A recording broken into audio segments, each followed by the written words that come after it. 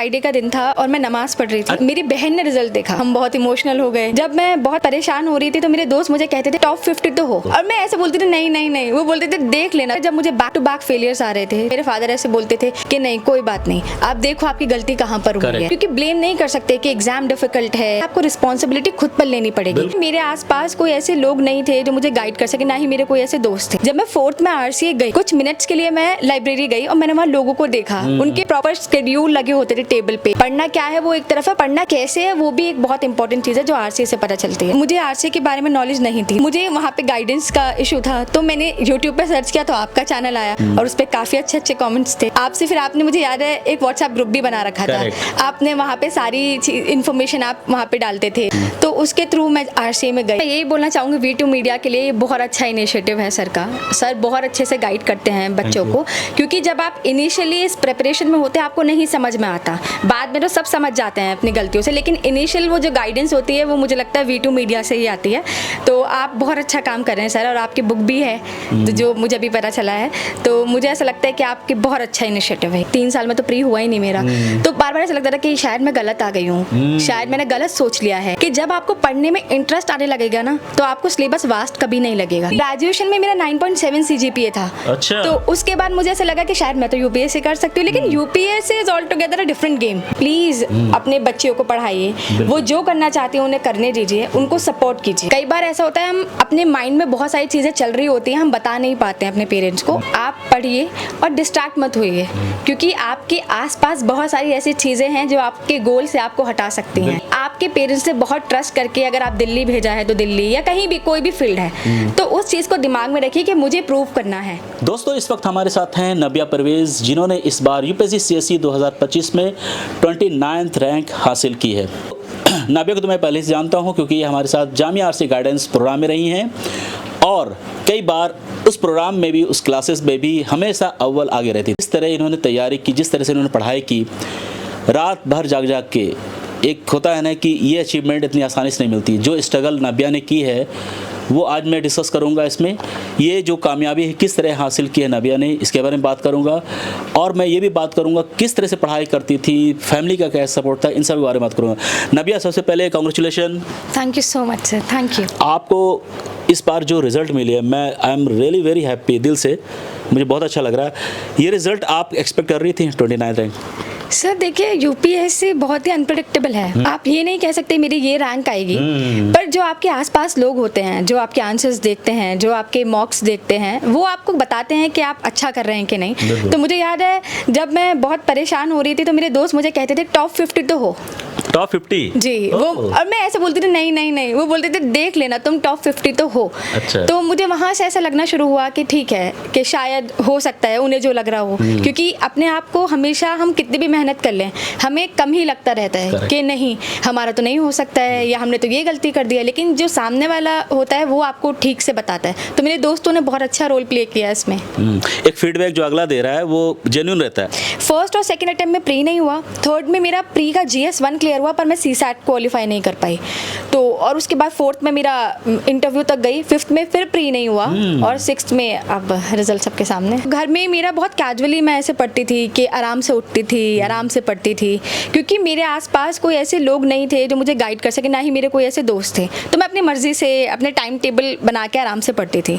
जब मैं 4th में RCA गई तब मैंने वहाँ बस एक दिन में कुछ मिनटों के लिए, मुझे याद है मैं कुछ मिनट्स के लिए मैं लाइब्रेरी गई और मैंने वहाँ लोगों को देखा, उनके प्रॉपर शेड्यूल लगे होते थे टेबल पे, बुक्स होती थी और वो एक सेट टाइम में पढ़ते थे।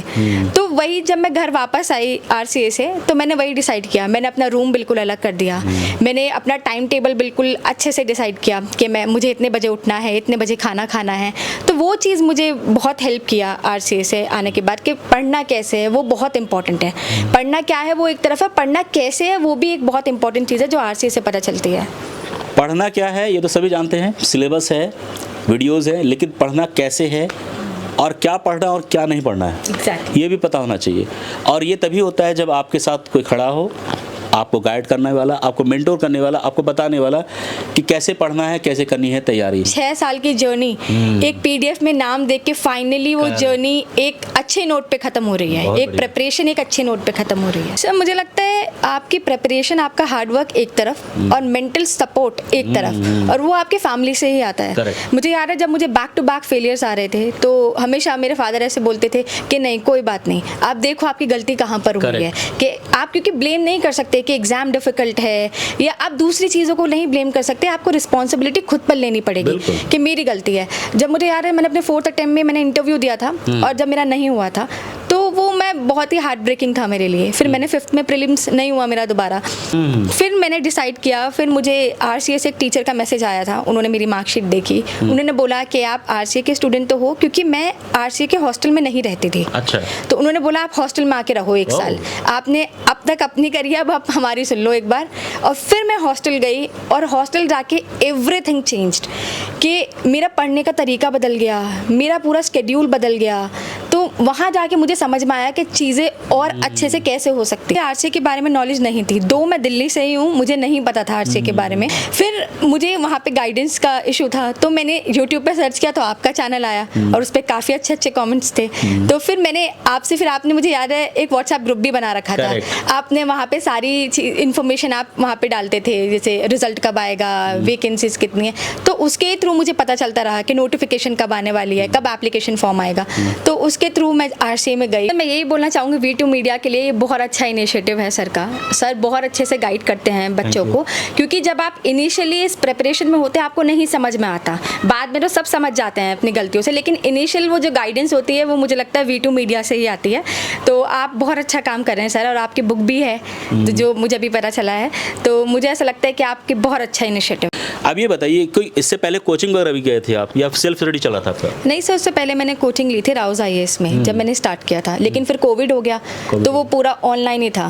तो जो डाउट और क्वेरीज है वो इतने अच्छे से नहीं मेरे क्लियर हो पा रही थी उस टाइम पे, तो उसके बाद फिर सेल्फ स्टडी रहा और फिर मैं आरसीए चली गई, तो आरसीए में जाके तो सेल्फ स्टडी। तो नाबिया आपने कब डिसाइड किया था कि सिविल सर्विसेज करना है? तो जब मैं ग्रेजुएशन में थी तो मेरे दोस्त बात करते थे यूपीएससी के बारे में, और मुझे उस टाइम पे कोई आइडिया नहीं था। मुझे याद है एक बार मेरी दोस्त डिस्कस कर रही थी और बोल रही थी कि मेंस में 9 पेपर होते हैं, और मैंने उनसे कहा था कि कौन देगा 9 पेपर होते हैं। फिर उसके बाद मैंने 2020 में डिसाइड किया कि मुझे देना है, और मेरा पहला अटेम्प्ट भी 2020 ही था, और उसके बाद मैं कंटिन्यूसली अटेम्प्ट दे ही रही थी, और ये मेरा 6th था। आपकी जो जर्नी है ना यूपीएससी की नाबिया, बहुत ही इंटरेस्टिंग है, बिकॉज फेलियर रहे, उसके बाद आप गिर के फिर उठी, फिर उठ के आपने दौड़ना शुरू किया। अगर हम ओवरऑल अगर हॉलिस्टिकली इस चीज़ को देखें, ये बहुत सारे स्टूडेंट ऐसे हैं जो कि गिव अप कर जाते हैं, हार जाते हैं, नहीं अब नहीं होगा, लेकिन आप कंसिस्टेंट बनी रही, इसके बारे में बताइए। सर मुझे लगता है मेरी कंसिस्टेंसी का जो एक राज है वो यही है कि मैं हमेशा गलती खुद में निकालती थी, क्योंकि रिस्पॉन्सिबिलिटी मैं खुद पर लेती थी। जैसे अगर मेरा प्री नहीं हो रहा है तो मैं ये कभी नहीं बोला मैंने कि एग्जाम बहुत डिफिकल्ट है या पैटर्न चेंज हो रहा है या यूपीएससी अनप्रेडिक्टेबल क्वेश्चन पूछ रहा है, क्योंकि वो सबके लिए पूछ रहा है, वो जो क्वालिफाई कर रहा है उनके लिए भी पूछ रहा है। तो मैं हमेशा कंपेयर करती थी उन लोगों से जो क्वालिफाई कर रहे हैं कि वो क्या कर रहे हैं ऐसा जो मैं अलग कर रहे हैं। बिल्कुल जी, तो मेरा यही रहता था। तो मैं, जब आप रिस्पॉन्सिबिलिटी अपने शोल्डर्स पे लेते हैं ना, तो आपको चीज़ें ज़्यादा क्लियर हो जाती हैं। तो मैं हर बार सोचती थी कि मेरा प्री नहीं हो रहा है तो अच्छा ये गलती है, और फिर मैं नेक्स्ट टाइम जब प्री देने जाती थी तो मेरा स्कोर इंप्रूव होता था। तो वो, और जब मैं स्कोर देखती थी और मैं अपना ग्राफ एक बार जब मैं 3rd अटेम्प्ट में देख रही थी तो मेरा ग्राफ ऊपर जा रहा था। मेरे फर्स्ट में 10 मार्क्स से रुका, सेकंड में 4 से, और 3rd में मेरा GS1 क्लियर हो गया। तो इसका फिर मुझे ये चीज़ समझ में आई कि मेरा मटेरियल बिल्कुल ठीक है, मेरा शेड्यूल बिल्कुल ठीक है, और मेरी स्ट्रैटेजी भी ठीक है। तो वो चीज़ें करते करते मुझे चीज़ें समझ में आने लगी। और वहीं मुझे लगता है सेल्फ कॉन्फिडेंस का बहुत इंपॉर्टेंट रोल है कि आपको कॉन्फिडेंस होना चाहिए कि मैं कर सकती हूँ। क्योंकि अगर आप ये सोचेंगे कि नहीं एग्जाम बहुत डिफिकल्ट है, मुझसे तो होगा ही नहीं, तो फिर आप वहीं हार जाएंगे। वो एग्जाम हॉल में जाने की भी जरूरत नहीं है, पेपर देखने की भी जरूरत नहीं है आपको। तो सेल्फ कॉन्फिडेंस होना चाहिए। और मैं हमेशा एक बात सोचती थी कि जब कोई जो अच्छा बच्चा है या जो बार बार क्वालिफाई कर रहा है, अगर वो कर सकता है तो मैं क्यों नहीं। सर मेरे रूटीन में ये होता था कि एक तो मैं सुबह उठने की कोशिश करती थी जल्दी, और मैं जल्दी उठा करती थी। अच्छा। मैं 4 साढ़े 3 मेरा ये स्केड्यूल रहता था। उसके बाद मैं सोचती थी कि जो मेरा मेजर पार्ट है वो बिफोर लंच ख़त्म हो जाना चाहिए 1 बजे तक। फिर 1 से 5 मेरा पूरा ब्रेक हुआ करता था। उसमें मेरा मतलब सोना भी होता था, खाना भी होता था, घर वालों से बात करनी भी होती थी, और उसके बाद मैं 5 से फिर रात को 8 बजे तक पढ़ती थी, और फिर मैं 8 बजे सोने चली जाती थी। लेकिन ये स्केड्यूल ऐसा नहीं है कि मैं इस पे ही स्टिक करती थी, मैं अपनी कन्वीनियंस के हिसाब से चेंज करती थी। जैसे कभी 4 बजे नहीं उठे तो 6 बजे उठ गए, तो फिर रात को 8 बजे नहीं सोना है। हाँ। फिर रात को 9 बजे सोना है। 10-9 बजे सोना है। एग्जैक्टली। तो चेंज करती रहती थी, और सब चीज़ों के लिए टाइम देना बहुत ज़रूरी है। लेकिन वही है कि ये टाइम टेबल चेंज हो जाता है जब एग्ज़ाम आ रहा होता है। लाइक प्री से पहले बहुत ज़्यादा स्ट्रिक्ट हो जाती थी मैं, कि जब मैं खाना खाती थी, मुझे याद है मेस में, तभी मैं घर वालों से बात करती थी। अच्छा। तो ऐसा हो जाता था क्योंकि टाइम बिल्कुल नहीं रहता था। तो मेरे साथ ये था, मेरा यही टाइम टेबल रहता था। मेरा कोई ऐसा परमानेंट नहीं था कि मुझे यही टाइम टेबल फॉलो करना है। मैं अपनी कन्वीनियंस, अपनी हेल्थ के हिसाब से टाइम टेबल ये इंडिविजुअल टू इंडिविजुअल हर किसी के लिए अपने हिसाब से होता है। जी बिल्कुल। नबिया, ये बताइए कि आपकी तैयारी है, आप पढ़ाई कर रही हो, सब कुछ सही से, लेकिन फिर भी आप जितना भी पढ़ती हो, फिर भी आपको एंड ऑफ द डे यही लगता है कि यार कुछ मिसिंग है, मतलब और देखना चाहिए, लगता है शायद मेरी तैयारी अच्छी नहीं है, और पढ़ना चाहिए। आपको कब ऐसा लगेगा, कब आपको ऐसा महसूस हुआ कि नहीं, अब आपकी तैयारी कंप्लीट है, now you are ready to fly?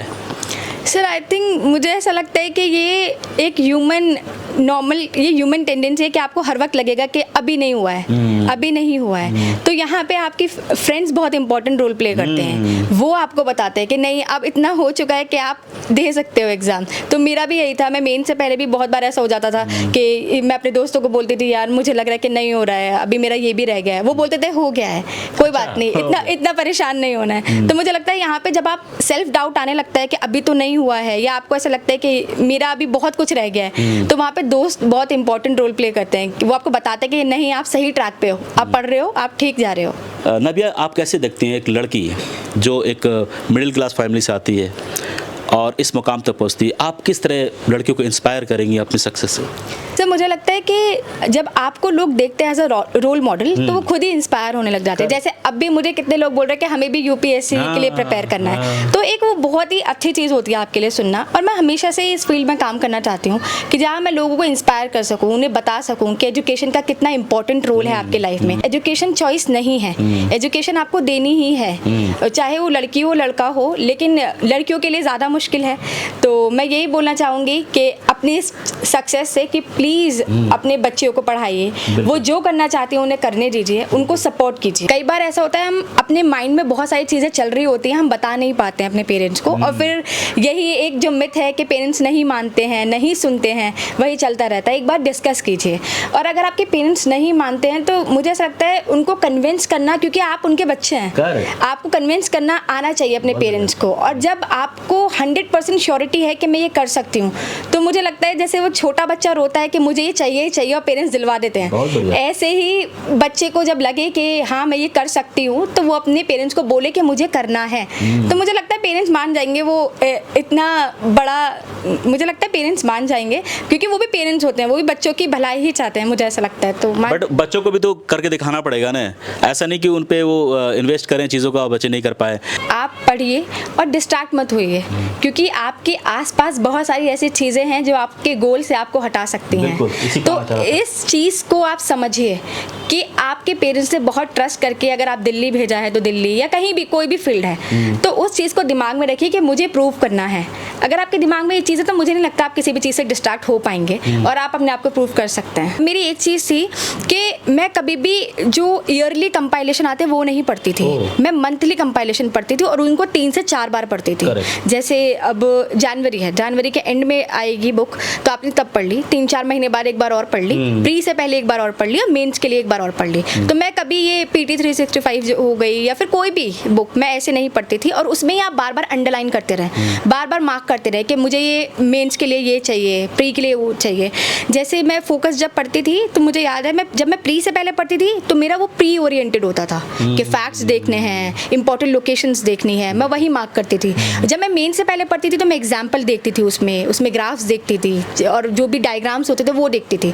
तो मुझे लगता है कि ये आपके ऊपर है कि आप कैसे पढ़ते हैं। तो मेरा हमेशा से ये रहा है, मल्टीपल रिवीजन होनी चाहिए, लिमिटेड रिसोर्सेज होने चाहिए। तो मैं एक की बुक को 4 बार पढ़ती थी, 4 बुक को एक बार नहीं पढ़ती थी। तो ये मेरा रहता था करंट अफेयर्स के लिए। बाकी सबके लिए बेसिक बुक्स, एनसीईआरटीज जो सब पढ़ते वही। प्री के लिए मेरा यही रहता था। जब भी कुछ ऐसा लगता था कि लो स्कोर आ जाता था या फिर प्री नहीं होता था, बार बार शुरू 3 साल में तो प्री हुआ ही नहीं मेरा, तो बार बार ऐसा लगता था कि शायद मैं गलत आ गई हूँ, शायद मैंने गलत सोच लिया है। लेकिन फिर ऐसा लगता था, फिर कुछ दिन का मैं ब्रेक लेती थी। ब्रेक लेना बहुत ज़रूरी है, क्योंकि आपको ब्रेक लेना किस तरह का ब्रेक? जैसे मैं कुछ दिन पढ़ती नहीं थी, मैं पढ़ाई बंद कर देती थी, और जब मैं पढ़ाई बंद नहीं करती थी तो मुझे कुछ इंटरेस्टिंग लगता नहीं था।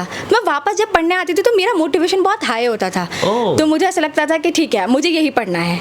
तो मुझे लगता है, क्योंकि अगर आप वो ब्रेक लेते हैं और आपको कुछ और इंटरेस्टिंग मिलता है तो फिर तो आपको समझ में आ जाता है कि ठीक है, मुझे पढ़ाई से ज़्यादा किसी और चीज़ में इंटरेस्ट है। लेकिन मुझे किसी और चीज़ में इंटरेस्ट आता नहीं था, तो मुझे लगता था मुझे वापस बुक्स ही चाहिए। बहुत बढ़िया। तो वो ब्रेक मेरे लिए एक मोटिवेशन की तरह काम करता था। एक एक्सपेरिमेंट मतलब एक कहावत है ना, लोग कहते हैं कि इश्क किताबों से हो जाना, उसके बगैर मन नहीं लगना, दिमाग नहीं लगना।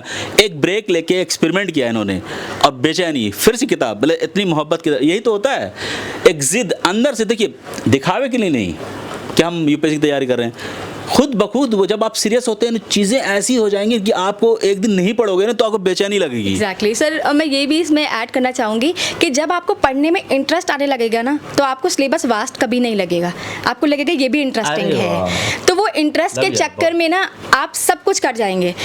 लेकिन अगर आप इसको एक बर्डन की तरह देखेंगे कि नहीं मुझे अभी पॉलिटी भी करनी है, अभी हिस्ट्री भी करनी है, तो वो फिर नहीं हो पाएगा। फिर वो इतना बर्डन हो जाएगा कि आप एंड ऑफ द डे कि आप एग्जॉस्ट हो जाएंगे कि ये नहीं, मुझसे नहीं हो रहा, ये बहुत वास्ट है। लेकिन मैं हमेशा, जैसे कोई कुछ भी हो रहा होता था पार्लियामेंट में, तो उसे लक्ष्मीकांत से मैं कनेक्ट करती थी और उसे पढ़ती थी, तो मुझे बहुत इंटरेस्ट आता था, मुझे वो टॉपिक याद हो जाता था। तो ऐसे ही करते करते मुझे एंड में, तो मुझे याद है बहुत ज़्यादा इंटरेस्ट आने लगा चीज़ें पढ़ते पढ़ते, मॉडर्न हिस्ट्री में, सब चीज़ों में। तो वो इंटरेस्ट का, मुझे लगता है इंटरेस्ट का भी बहुत इंपॉर्टेंट रोल है। देखो ये बहुत ही अच्छी पॉइंट नबिया ने रेज की है। सिलेबस इतना बड़ा है, इतनी पढ़नी पड़ेगी, इतना शुरू से ही लोग डरा देते हैं। जी बिल्कुल, शुरू में ही आप डर गए तो यार, आप जब आपको लगेगा कि ये पहाड़ बहुत ऊंचा, हम चढ़ नहीं सकते, तो फिर आप कैसे चढ़ोगे? लेकिन एक ऐसा भी इंसान था जिसने उस पहाड़ को चीर के रास्ता बना दिया, दशरथ मांझी जी। तो वही एक एग्जाम्पल यहाँ पे है कि आपको हिम्मत नहीं हारनी है और अपने मकसद पे हमेशा बने रहना है।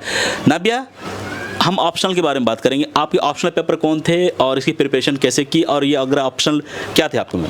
सर मेरा ऑप्शनल जूलॉजी था। मैं 12th में साइंस स्टूडेंट रही थी, ग्रेजुएशन में मेरे पास जूलॉजी था। नीट की मेडिकल की तैयारी की थी? जी, शुरू में मैंने की थी, और जब मैंने ग्रेजुएशन लिया था तो मेरे पास बॉटनी भी था, जूलॉजी भी था, केमिस्ट्री भी था, क्योंकि मेरा लाइफ साइंसेस था। लेकिन जब मैं यूपीएससी के लिए मुझे एक ऑप्शनल डिसाइड करना था, तो I was confuse between zoology and botany कि मुझे क्या लेना चाहिए। लेकिन मेरा इंटरेस्ट ज़्यादा जूलॉजी की तरफ था, और ग्रेजुएशन में मुझे पता भी था कि पढ़ना क्या है। तो मुझे ये नहीं था कि मुझे सर्च करना पड़े कि मुझे क्या पढ़ना है, कैसे पढ़ना है। तो मेरे पास चीज़ें अवेलेबल थी, मटेरियल था, तो मैंने उसी को अपना स्ट्रॉन्ग करने की कोशिश की और मैंने जूलॉजी अपना ऑप्शनल रखा। तो आपने ग्रेजुएशन में जूलॉजी रखा और उसी को ऑप्शनल बना के आगे बढ़ी, ताकि जो आपने ग्रेजुएशन पढ़ी उसको देखो कितने होशियार तेज लड़के हैं। ये होता है स्मार्ट तरीका, और हर बच्चों को इस चीज़ का ध्यान रखना चाहिए कि आपके जो ऑप्शनल हैं वो आप कोशिश कीजिए कि जो ग्रेजुएशन में आपने पढ़ा है तो वो आपको काफ़ी हेल्प कर सकता है। मैम ये बताइए, एकेडमिकली कैसे थी आप? स्कूलिंग कहाँ से की और कैसी परफॉर्मेंस एकेडमिकली रही आपकी? सर मेरी प्राइमरी सेकेंडरी स्कूलिंग दिल्ली से ही हुई है। मैं हमेशा से ही बहुत ब्राइट स्टूडेंट रही थी, लेकिन यूपीएससी में आने के बाद जो बैक टू बैक फेलियर्स आए उसमें मुझे डाउट होने लगा कि मतलब, अरे मैं तो अपने आप को इंटेलिजेंट समझ रही थी, स्मार्ट। यहाँ पे तो भीड़ लगी हुई है, यहाँ पे तो बहुत मसला है। ग्रेजुएशन में मेरा 9.7 CGPA था। अच्छा। तो उसके बाद मुझे ऐसा लगा कि शायद मैं तो यूपीएससी कर सकती हूँ, लेकिन UPSC is all together a different game. यहाँ पे सिर्फ आपको, यहाँ पे क्योंकि आपको हर पैरामीटर पे टेस्ट किया जाता है, आपको प्री, मेंस और सब चीज़ पढ़ना है, ह्यूमैनिटीज से लेके साइंस, मैथ, एवरीथिंग। और मैंने 10th के बाद कभी ह्यूमैनिटीज़ की शक्ल भी नहीं देखी थी, तो मुझे नहीं समझ में आया था। लेकिन फिर चीज़ें होते होते हो जाती हैं, जब आपको इंटरेस्ट आपका डेवलप होता है तो आपको चीज़ें आ जाती हैं समझ में। बिल्कुल। सिर्फ उन बच्चों के लिए जो 2026 का प्री लिखने वाले हैं, मैं यही बोलना चाहूँगी पहली चीज़ कि सिलेबस को अच्छे से समझिए, जो रिसोर्सेज है आपको उनको लिमिटेड रखिए, मल्टीपल रिवीजन कीजिए, बार बार रिवाइज कीजिए, बेसिक को तो बार बार, static is the king. And second मैं ये बोलना चाहूँगी अपनी स्ट्रैटेजी को कभी भी चेंज मत कीजिए, दूसरों के इन्फ्लुएंस में आके बिल्कुल मत चेंज कीजिए कि अगर कोई दूसरा करंट अफेयर की कोई दूसरी मैगजीन पढ़ रहा है या आप कुछ और पढ़ रहे हैं तो आप चेंज कर दें। नहीं, आपने जो पढ़ना है आपने वही पढ़ना है, आपको चेंज बिल्कुल भी नहीं करना है और वो कभी भी नहीं करना है। It's not about pre, mains, interview, किसी भी में आपको अपनी स्ट्रैटेजी नहीं बदलनी है। और सर मैं यही बोलना चाहूँगी अपने आप को काम रखिए। पेपर डिफिकल्ट है तो सबके लिए डिफिकल्ट है, क्योंकि कई बार ऐसा होता है आप बहुत पढ़कर जाते हैं पर आप वो प्रेशर में आप बहुत चीज़ें गलत कर जाते हैं। तो अपने आप को काम रखिए और हो जाएगा प्री, हो जाएगा। मतलब नाबिया की तरफ से आपको एश्योरेंस है हो जाएगा, लेकिन शर्तें यही है कि जो मैम ने बोली है वैसा करें। Thank you very much Nabia ma'am for your time. और हमारी वीटू मीडिया IAS की फैमिली की तरफ से भी आपको बेस्ट विशेस। इसी तरह आप आगे बढ़ें और आपने तो नाम रोशन कर ही दिया अपने परिवार का, अपने देश का, प्रदेश का भी नाम रोशन करें। Thank you ma'am. Thank you so much sir, thank you.